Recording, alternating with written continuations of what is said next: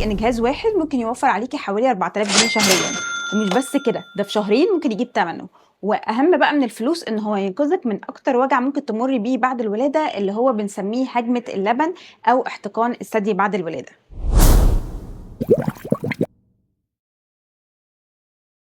قبل ما ندخل بقى في انواع شفاطات الثدي وهل ايه النوع اللي هيكون مناسب ليا وايه اللي اجيبه وايه اللي ما اجيبوش، انا محتاجه افهم كل الامهات محتاجه تجيبه فعلا، وهل انا محتاجه اجيبه ولا لا. بصي يا ستي، انا دلوقتي محتاجه اشتري شفاط الثدي ده في 5 اسباب. اول حاجه وهو اصعب حاجه امهات بتتعرض لها دايما بعد الولاده، حاجه اسمها هجمه اللبن. اللبن الاول لما الطفل بيتولد ربنا بينزله لبن من الثدي اسمه سرسوب، ده كميته قليله ومركز وبيكون مفيد جدا. بعد اليوم الثالث او الرابع فجاه اللبن ده بيتحول للماتيور ميلك او اللبن الكامل اللي بيكون كميته اكبر كتير. اطفال كتير بيكون لسه مش قادره ترضع، واطفال تانية بتكون نايمه على روحها بعد الولاده فمش بترضع بانتظام، فبيخلي اللبن ده يتكون جوه الثدي ويعمل حاجه اسمها هجمه اللبن، وده اتكلمنا عنه بالتفصيل ازاي نفكه ونتعامل معاه، وهسيب لك برده اللينك في الديسكربشن وفي الاي فوق. المهم في الحالات دي من المستحسن لامهات كتير يعني انها تستخدم شفاط الثدي، لان الاحتقان احيانا بيكون شديد جدا، وان الطفل ياخد اللبن الزياده ده احيانا بيكون مؤلم وممكن يسبب لها تشققات، فده اول سبب يخلينا نشتري شفاط الثدي. تاني سبب كمان الامهات اللي هي بتنزل الشغل بعد الشهر الرابع او الثالث من اجازه الوضع، بتحتاج ان هي بقى تشفط لو هي عايزه ترضع كلها رضاعه طبيعيه، وده طبعا الافضل، فبتحتاج ان هي تشفط كميه من اللبن دي وتحطها في الفريزر، واي حد يديه الطفل يعني اللبن اثناء ما هي موجوده في الشغل. تالت سبب كمان لو لا قدر الله طفلها في الحضانه، او اللي هي الاطفال اللي هي اسمها بريماتيور اللي هي بتتولد بدري، برضو احيانا بتقعد فتره في الحضانه، فدول بيحتاجوا ان هم يشفطوا اللبن اللي عندهم ويدوه للطفل اثناء ما هو في الحضانه. السبب الرابع انه امهات كتير بيحصل لها نقص في كميه اللبن. تحصل ليه نقص كميه اللبن دي؟ نتيجه ان الطفل في الاول، هي لو اول بيبي ليها عاده بتبقى مش عارفه تعمل حاجه اسمها التقام صحيح او لاتش صح، مع يعني ان الطفل ياخد الحلمه بالهاله بشكل صحيح. باختصار الامهات اللي بيقل عندها كميه اللبن، احنا كنا اتكلمنا عن الموضوع ده في فيديوهات تانية، برضه هسيب لك اللينك فوق في الاي وفي الديسكربشن لو عايز ترجعي له. بس باختصار بيحصل ايه؟ بيحصل انه الام اللي لسه والده ويكون عندها مش عندها خبره، يعني اول ولاده ليها، عاده بتكون مش عارفه ترضع البيبي صح، فبيكون البيبي بياخد الحلمه بس من غير الهاله. ده بيعمل ايه؟ ده بيعمل احتقان في الحلمه وبيقلل مع الوقت كميه اللبن، لانه كميه اللبن معتمده بشكل كبير قوي على مبدا العرض والطلب. كل ما الطفل هيفرغ الثدي اكتر من كميه اللبن، كل ما العقل هيجيله اشارات ان الثدي ده فضي وان الطفل ده محتاج كميه زياده فهيطلع له زياده. طيب لو انا بقى مش عارفه ارضع البيبي صح نتيجه عندي مشكله في اللاتش او الالتقام، ساعتها ممكن استخدم ايه كبديل لغايه ما اتعلم؟ شفاط الثدي. شفاط الثدي بيطلع ويفرغ كل كميه اللبن الموجوده في الثدي، فيبعت اشارات للمخ ان الطفل محتاج زياده فينتج له زياده، فكل ما نشفط اكتر سواء بعد الرضاعه المباشره او حاجه اسمها التشفيط المكثف، كل ما هيطلع كميه لبن زياده. فدي برضو الحاله الرابعه اللي احنا محتاجين فيها نستخدم شفاط الثدي عشان نزود كميه اللبن. بعد ما اتكلمنا بقى على فوائد شفاط الثدي وايه الحالات اللي الام ممكن تشتري فيها شفاط الثدي وايه اللي لا مش محتاجاها، محتاجين نتكلم بقى على ايه الانواع ونشتري ايه. هنبتدي اول حاجه بالانواع الاقدم والارخص، وبعد كده نتكلم على الانواع الاحدث واللي هي اكيد هتكون اغلى. اول نوع وهو بصراحه اسوأ نوع، اللي هو ان شبه الزماره ده بيكون فيه جزء مطاطي لونه احمر، او ايا كان مش لازم اللون الاحمر يعني، بس هو اكتر نوع مشهور اللي بيكون لونه احمر، وفيه جزء تاني بلاستيك شفاف من قدام. للناس كتير قوي ما تعرفش ان شفاط الثدي ده بيستخدم مره واحده بس للطوارئ. يعني ايه؟ يعني ما ينفعش ان انا استخدمه كشفاط ثدي اساسي عندي في البيت لسببين. اول حاجه ان هو مش متعقم، يعني اللبن اللي هيطلع او انا اشفط الثدي فيطلع لبن فيه ما ينفعش اديه للبيبي، اللبن ده غير صالح ان انا اديه للبيبي. السبب التاني كمان ان هو مش بيفرغ الهواء، فبيعمل تهتك في الانسجه اللبنيه بتاعه ثدي الام، وبالتالي بيأذيكي اكتر ما هو بينفعك. طب نستخدمه ايه في حالات ايه؟ يعني نستخدمه في حالات الطوارئ الشديده قوي، لو انا مش عارفه افك اللبن تماما، مش حواليا شفاط ثدي كويس اقدر اشتريه، ويعني انا مضطره جدا ان انا اشتريه، ساعتها هشتري مره واحده بس، اخرج اللبن الزياده ده وهرميه للاسف، مش هقدر استخدمه تاني، وفي اقرب وقت بقى هحتاج ان انا اشتري شفاط ثدي تاني.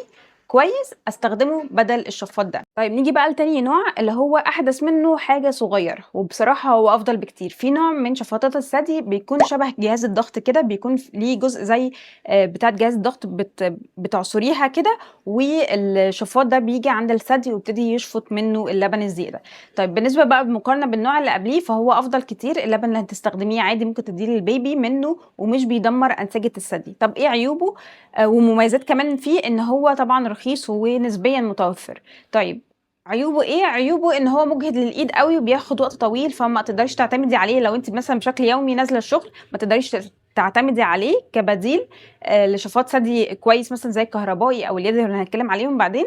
فهو مثلا بالكتير مرتين 3 4 يعني اوكيجنالي، لكن لو انت بشكل يومي بتستخدمي شفاط الثدي مش هيكون بيسعفك. دي بقى في الانواع الحديثه اللي ممكن تعتمدي عليها لو انت نازله كل يوم شغل وهيسعفك قوي. اول نوع هو الشفاط الثدي اليدوي اللي هو بيكون ليه مكبس كده بتكبسي عليه فبيطلع اللبن من الثدي. ليه ممكن تعتمدي عليه؟ اول حاجه لان اللبن اللي بيطلع منه عادي تديه للبيبي وعادي ان انت تخزنيه وهو امن تماما. تاني حاجه هو بيحافظ على انسجه الثدي ومش بيأثر على كميه اللبن، بالعكس ممكن يزودها مع التشفيط الكتير.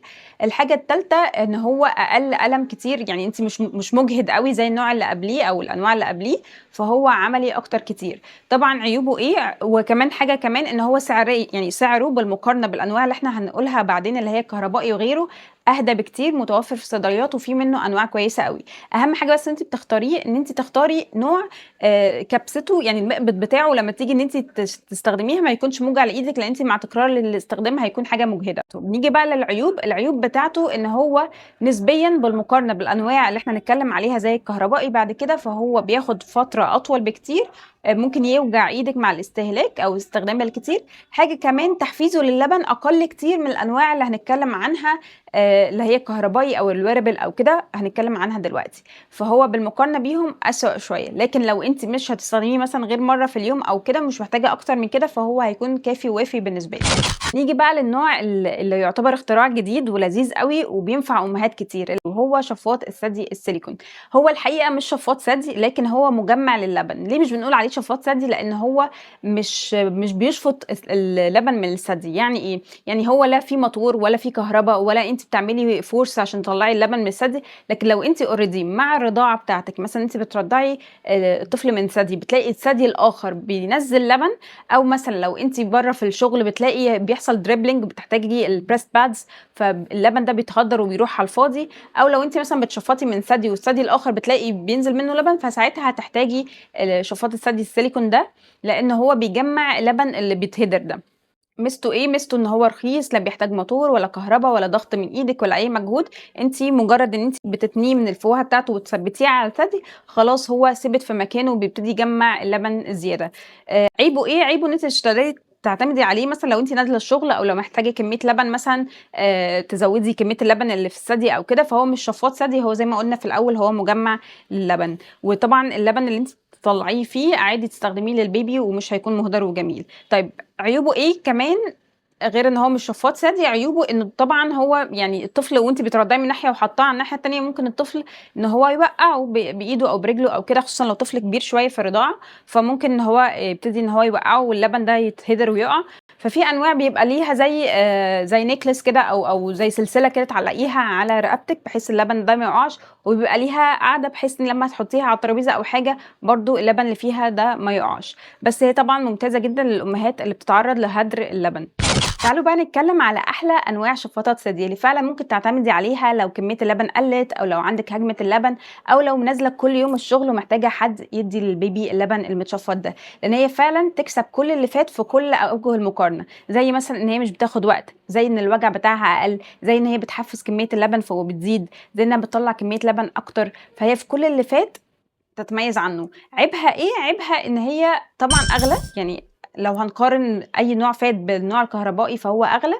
بس طبعا النوع الكهربائي فيه منه نوعين وحسب بقى البادجت بتاعتك ممكن تشتري في السنجل اللي هو بيشفط من ثدي واحد، وفي دبل اللي هو بيتعامل يعني بيشفط من الثديين في نفس الوقت. فطبعا لو انت يعني بادجت ليميتد قوي بس محتاجاه فممكن تنقي السنجل، هيكون حلو قوي معاكي في نفس الوقت ان هو هيكون سعره احسن.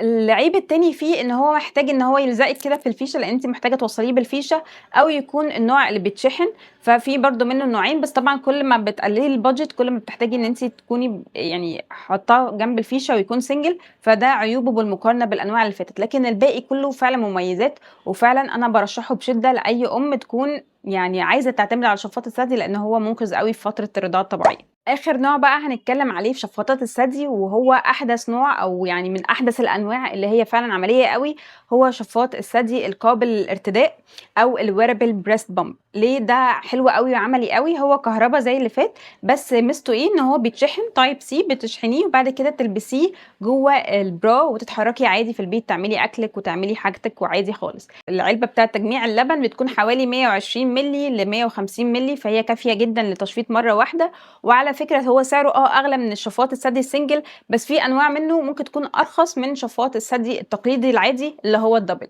فهو سعره حاجة في النُص، بس هو عملي أوي. يعني هو بالمقارنة باللي فات فهو يعني كُلّه مميزات وأحسن من أي حاجة، بس طبعًا في عيب واحد بس، إن هو قوة الضخ بتاعة اللبن بالمقارنة بالشفاط الثدي العادي ممكن تكون أقل شوية صغيرة أوي، فلو أنتِ بتعمل حاجة اسمها تشفيط حصري. يعني إيه تشفيط حصري؟ يعني أنتِ طول الوقت هتعتمدي إن أنتِ تشفطي اللبن وتدّيه للبيبي مش بشكل مباشر، أنتِ تعبتِ من الرضاعة المباشرة، حصل تشقُّق حلمة أو خلافه، فقررتِ خلاص أنا اللبن اللي عندي ده هاحطه في شفاط الثدي وهادّيه للبيبي مش هادّيها له بشكل مباشر، فساعتها لإنه قوة الشفط بتاعته يمكن أقل حاجة بسيطة من الشفاط التقليدي العادي، فممكن ما يكونش أظرف اختيار للتشفيط الحصري، بس هي دي الفرق ما بينهم، لكن غير كده هو رائع جدًا، موفّر للوقت والمجهود والقلم وبتقدري تتحركي بيه، ومش محتاجة إن أنتِ تلزقي في الفيشة ولا حاجة، وبيزوّد كمية اللبن، وكلّه فعلًا مميزات حلوة أوي. قُلت لكم شفاط الثدي بتاعي عشان لازم أشرح لكم حاجة مهمة فيه.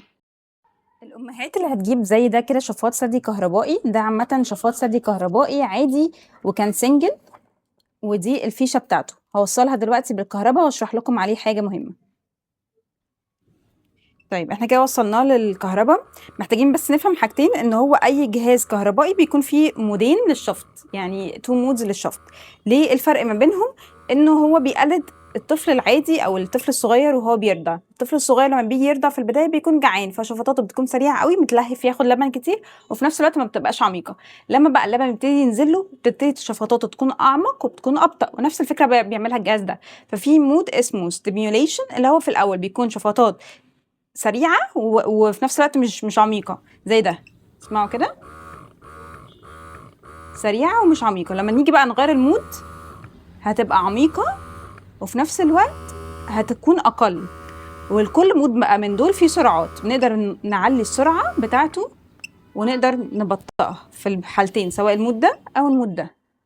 فده في أي نوع شفاط ثدي يكون كهربائي هتلاقي الmodes دي، وفي كمان أنواع كهربائية تانية بيكون ليها modes مختلفة عن دي للشفط. يا رب الفيديو يكون عجبكم، ما تنسيش تبعتي الفيديو ده لكل أم بتحضّر للرضاعة الطبيعية، وتستنيني كل يوم 3 الساعة 9 عشان هيكون في فيديو جديد.